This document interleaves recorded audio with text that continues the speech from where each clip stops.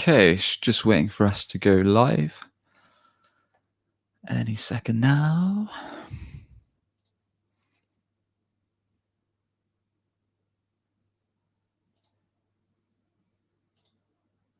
Just giving it a few secs to fire through to LinkedIn, YouTube, and we've got a Facebook little group as well. Awesome, we appear to be live. Hey everyone, doing something new. Thought I'd do something a little bit like my good friend Will Barron over at the Salesman podcast, but I wanted to gear this towards marketing rather than sales. So essentially, it's all about if you've got any questions for your own business around your website, around marketing, primarily digital marketing, around SEO, anything to do with gearing your website to work as a more effective tool to grow your business. Or looking at ways that digital marketing can help your business grow to fuel more inbound sales leads, more customers, and build your brand. That's what this is going to be about. So if you've got any questions, fire them through in the comments. We're streaming live now to LinkedIn, to the YouTube, and also to a little Facebook small business group. So please do ask me anything you'd like to know when it comes to your website or your marketing. And be pleased to dig in and hopefully add some value. Or if not, I may look a fool. Hope everyone's had a great week so far and a good start to quarter two, as we just finished quarter one.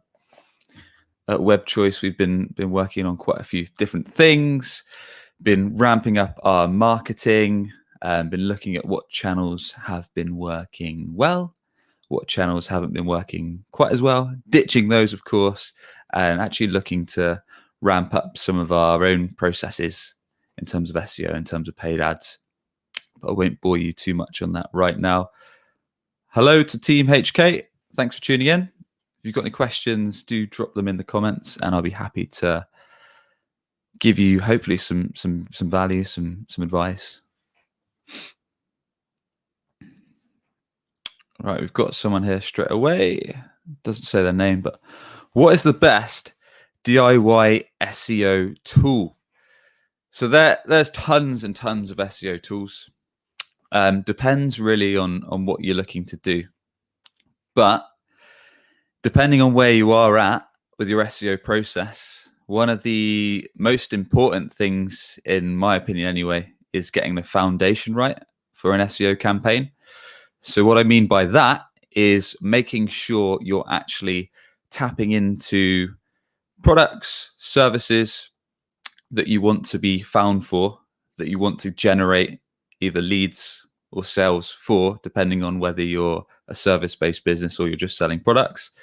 So one of the most crucial things is to get the keyword research stage right. So to actually think about what are people going to be typing into Google where I actually want my website to appear for.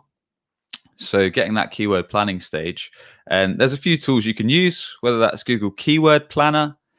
There's another great tool that we use a lot of called SEMrush, SEMrush. They've got free versions, and they've also got a premium version. And these tools allow you to enter. So let's say, for example, I don't know, you are a CRM provider. For some reason, I use this all the time. You might want to look at search terms like best CRM provider. And yeah, as Alex just said, Ahrefs. You might want to look at things like CRM provider for X solution or whatever it may be. You can type it into these tools and they'll give you data around how much traffic the searches get, how competitive they are, all these different statistics that you can then understand. But there's other things you can do. So one really great way to decide how to carry out an SEO campaign from one angle is to use questions that you actually get from your customers. So if you're a business owner, then you're going to be speaking to prospects all the time, and they might ask you like the best way. So if, let's say again, you're a CRM provider, let's say you're helping businesses reduce their time to put all the details from conversations into your CRM. So it might be quickest way to update a CRM. What's the easiest way to link my CRM to Salesforce? How do I update my CRM in just a couple of minutes? Or how do I link it to Google Gmail, these kind of things. So you're quite often your sales team are hearing, or yourself, if you're the business owner, are hearing questions all the time from your customers. So you can actually weave these in to some of the searches that you look to rank for. And then when we move on to the content, which we can go to in a sec, in terms of positioning that. So yeah, getting back to the question, a big part is making sure you're looking at search terms for products or services you want people to type into Google that you're found for, whether that's Google Keyword Planner, SEMrush, or Ahrefs or similar tools. Once you've identified those search terms, you want to do a mix of kind of ones that have high traffic, that might be what's called short tail keywords. So that in our case, web choice, some of our short tail keywords are things like web development, web design, or a long tail keyword, which tends to have higher intent, might be something like best web design company in London. And the chances are when people put these longer tail keywords, they really want the service. They might have less searches, but the chances are people really need it because they've taken the time to type in something detailed. So hopefully that answers your question a bit more in terms of some DIY SEO tools, but happy to jump into more details of the SEO process that comes after kind of keyword research in terms of actual content implementation, on website work, off of your website work, gaining backlinks and all that good stuff we can cover if anyone's got questions around that as well, or any other questions in terms of your website or digital marketing strategies.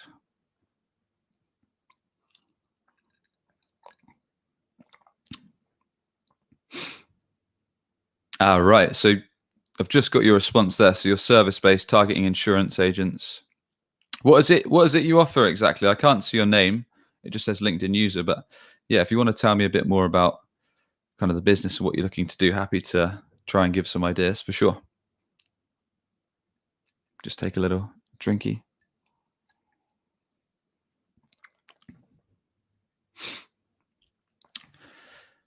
But yeah, moving on until we get some more questions flowing. Hope everyone's, again, had a great start to quarter 2. Be interested to know kind of what you're changing if you're a business owner, or if you're a marketer, or if you're a sales rep even, what you've been doing in your business to shift through, to change things, or if you've kept everything the same, if you smashed quarter 1 and you're just looking to do much of the same for quarter 2. Oh, great, Hader.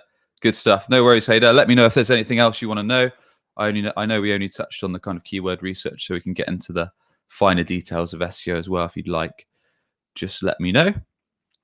But yeah, hope everyone's had a good start to Q2 and building up their sales pipeline. As we had in the UK, we just had a bank holiday, so it was a shorter week this week. So just getting back into the swing of things, going through kind of recent leads, looking at our processes here at Web Choice, and like I say, fine tuning our marketing. Yeah, so Hader, I've just got your other message. So yeah, providing leads to insurance agents. So yeah, and as you probably know, insurance, depending on what niche you're in, is a very, very competitive space. So whilst people are searching for things like insurance providers all the time, quite often you'll find in the Google search that insurance-based terms are taken up by the absolute giants, so the massive corporations that have tens of thousands, hundreds of thousands, perhaps more to spend on Google SEO ads each month.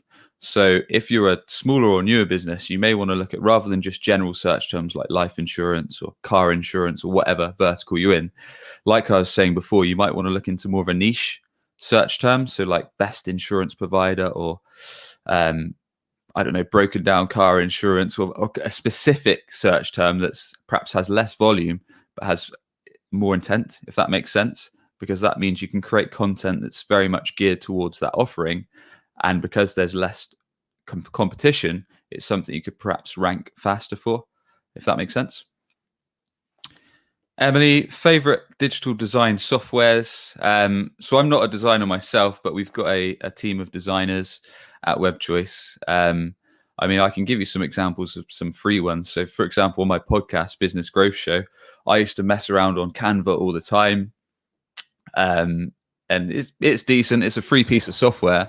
So it's something that you can use to kind of put together All kinds of stuff, really, whether that's presentations, whether that's flyers, whether that's kind of LinkedIn backgrounds, that kind of stuff. But then we upgraded to, we hired a designer for the podcast, and he now does everything on Photoshop or Adobe Illustrator. So it depends where you're at, really. I think Canva is good as a basic tool, but if you want something that's a higher level, more professional, then you probably want to look at those kind of softwares, whether it is kind of Photoshop, Illustrator. There's a bunch of others too. But yeah, if you want to tell me more about what you're looking to design, if it's websites, then again, a lot of our stuff depends on if we're doing custom jobs. Some of the guys might do the wireframing first, then they might move on to, once the wireframes are signed off, move into tools like Photoshop or Adobe XD to do the website visuals. And then we use tools like InVision app, which lets us send our designs to customers. So if we're doing like website homepage designs, we can send them on InVision. And the good thing about that is they can fire up the link on their browser and they can actually comment directly on the design, and that feedback goes straight back to our team. So there's a bunch of cool tools depending on what you're looking to design, Emily. Whether that's kind of websites or whether that's digital marketing assets or advertisements. There's a bunch of different things that you can look at.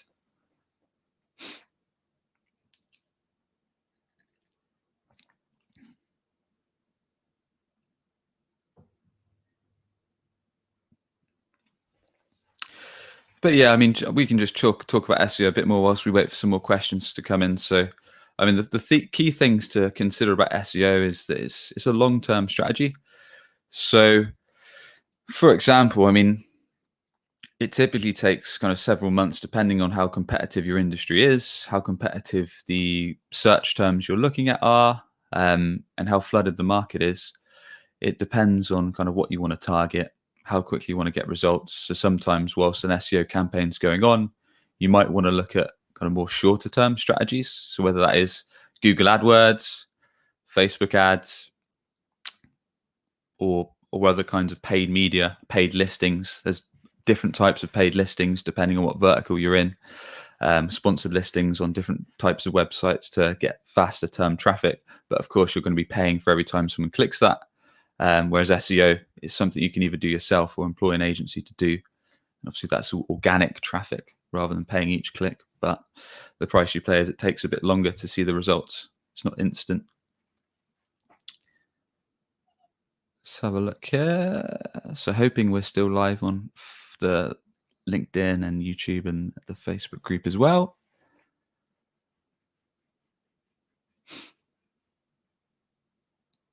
Yeah, and Alex has just given us a guru.com link that you can use. Not heard of that one, Alex, but we'll check that out, find out a bit more about what that offers for sure. So yeah, this is the first time I've done this, really. So like I said at the start, really, it's kind of a Q&A. If you've got any questions for myself, whether that's to do with your own website, perhaps you're frustrated that it's not generating enough leads, perhaps you're spending a ton of money on marketing, but you're not really seeing enough sales opportunities for it, or perhaps you're just frustrated because all your competitors are showing up on the first page of Google for the services or products you offer, and you just want some insights into how you can get above them and get more leads, sales opportunities your way or to your sales team's way, so they can stop nagging you and saying that the leads are of a terrible quality or there's not enough coming from them, because we all know sales teams like to complain. I say that because I'm a marketer that sells. So I'm often moaning to our team that we need to look at ways to keep leads flowing. So any questions you've got around that, more than happy to try and give you some ideas that hopefully be of use. But yeah, first time doing this kind of thing. So if it takes off, we'll try and keep it roughly around 30 minutes, as it's Friday afternoon at the time of recording this on the 9th of April.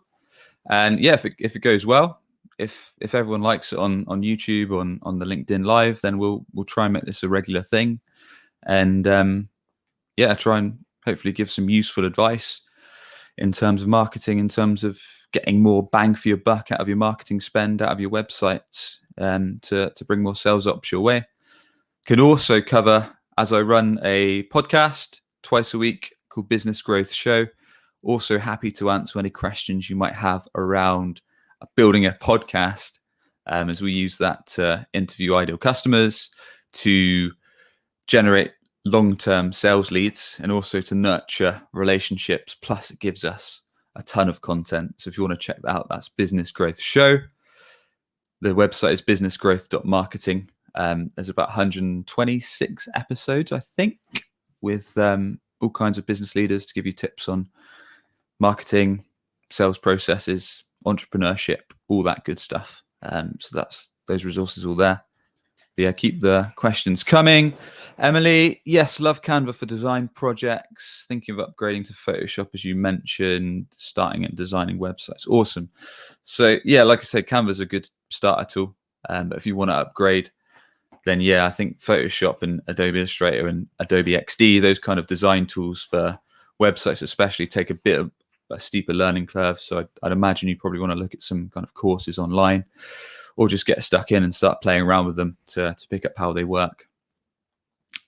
Nishay Lit. Cheers, mate. Appreciate you tuning in. Glad you're enjoying it. And fire some questions, dude. I know you've been engaging on some of my LinkedIn posts lately, so let me know if you've got any questions or any comments when it comes to websites, when it comes to marketing side of things, or any questions on the podcast front as well. Happy to answer those. Ashley, not sure if this is your bag. However, you're always popping up on the feed. Have you seen LinkedIn events feature develop? What do you think of it? Have you used it? From my experiments, yeah, it's a good question, Ashley. And in short, I don't really like the LinkedIn events. I haven't used it that much though. In fact, I used it a very long time. I think the last time, because we do usually about 2 LinkedIn lives a week for the podcast, Business Growth Show, we don't usually have the time to promote an event. I did try it once or twice. So when we had Mike Winnett back on the show, I think that was last year, we did a LinkedIn event. But what I found is, because we were doing it through LinkedIn Live, you couldn't actually put a link. It just said on the event it's going to be on LinkedIn Live. And you had to manually add all the participants that you wanted to go into it. So it took quite a lot of time to kind of find all the contacts you wanted to invite in the event. There was no real, all they got, as far as I know, was a notification, and then they could choose to maybe put it in their calendar, like their Google or their Outlook calendar, in terms of the events. So I'm not really sure how effective the LinkedIn events feature is, unless they've changed it since I last used it, which they might have done. But I would think if you want to, but yeah, feel free to tell me more about the event you're doing, Ashley, and I can try and come up with some ideas. If you've got an email list, then that's probably going to be way better. Or actually just doing a normal post on LinkedIn, which is perhaps not just saying, look, we've got this event, but perhaps gearing it into more of the classic LinkedIn post where you put some kind of hook to entice people. Maybe you ask a question or something like that. Then in the body of the post, you talk about solving a problem or what the event's about, and then put a link to it in the comments. So crafting a decent LinkedIn post that hooks people is probably going to be more effective, and then putting the link to it in the comments to get signups is probably more effective than actually doing a LinkedIn event, as well as using your email list and promoting the event on other channels. Yeah, I agree. I think LinkedIn are missing a trick when it comes to events. But yeah, speaking of LinkedIn, I've seen, has anyone seen on the news they're going to change the banners? I mean, I don't want to talk about LinkedIn too much, as we want to keep this to websites and marketing, but I have seen they are changing the headline banners. So on your LinkedIn profile, instead of just having a static image, they're going to have a video. So I think you can do like a 1 minute or so, could be wrong, could be a bit longer, like a 1 minute promotional clip, which is going to be really cool. And I imagine that's going to help a lot of people that are putting a lot of time into LinkedIn. So you can do perhaps a 1 minute explainer, just giving a snapshot of who you are, who you help, problem you solve, a call to action for people to get in touch with you. So that'll be interesting to see how much that helps in terms of LinkedIn, in terms of generating inbound leads off this platform, as we do a lot of work on LinkedIn to generate leads. And I'm sure a lot of you guys, people tuning in, do as well. So it'll be interesting to see. Cheers, Ashley, for the question.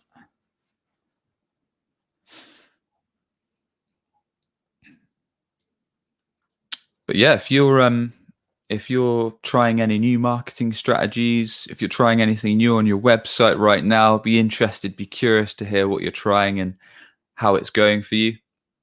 Or if you're thinking of trying something, if you're not sure if it's going to work, so perhaps you're thinking, maybe I want to do SEO, but not sure if we've got the time. Or you're thinking maybe you want to do some Google ads. I'm not sure if it's going to work. Or maybe you're thinking, should we start an email list? Or should we perhaps tweak our website to do this or add this feature? More than happy to dive into those questions and see if there's something we can perhaps give you a little bit of value or a little bit of thought on.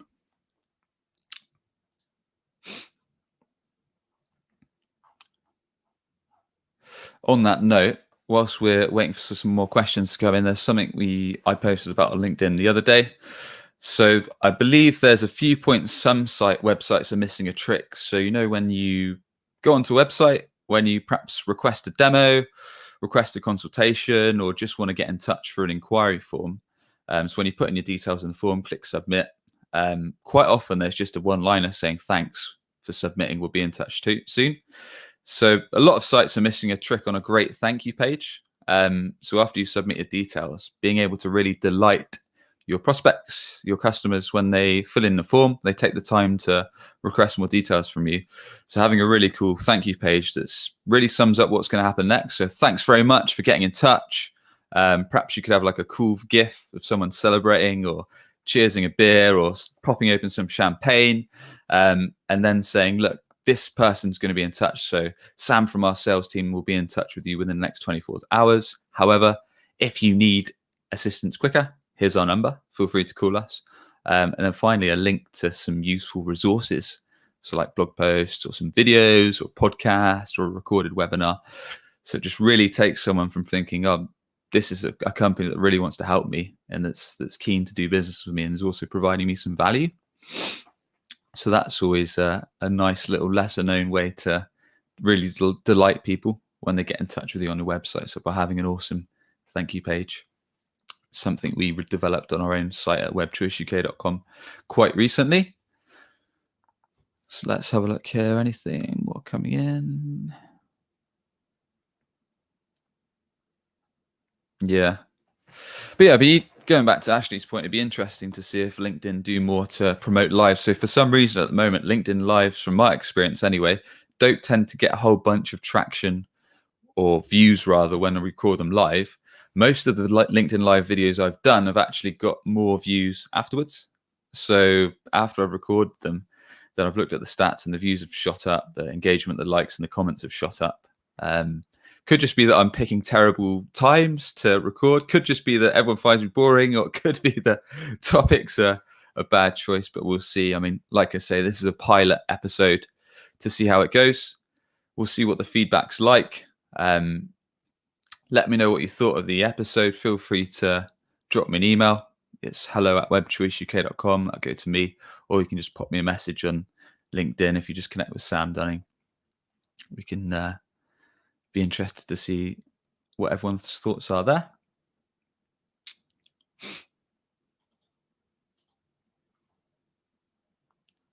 But yeah, usually we typically do 2 podcast recordings a week, but we had a rare week where a couple of the guests pulled out for Business Growth Show, so they couldn't come, they couldn't attend for whatever reason.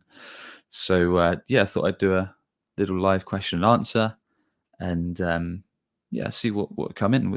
We've had some interesting questions so far around design, around SEO, around LinkedIn.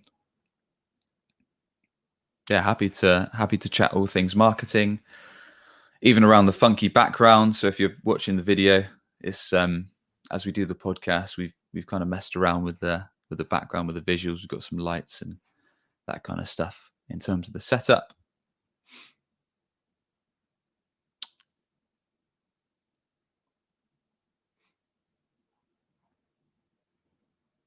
Cool. But yeah, apart from that, I'd be interested to see if anyone is doing much in terms of their website to, perhaps you're already doing some marketing on your website.